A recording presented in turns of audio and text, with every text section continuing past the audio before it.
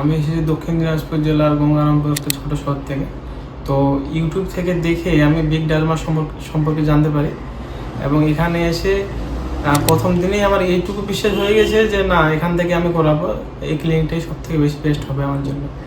তারপর এখানে যখন সার্জারির দিন আসি, সার্জারির দিনে এখানকার যে ম্যামরা আছে, স্যাররা আছে, ডাক্তারবাবুরা আছে, ভালোভাবে আমাকে গাইড করলেন এবং খুব সুন্দরভাবে আমার সার্জারিটা হয়ে গেল।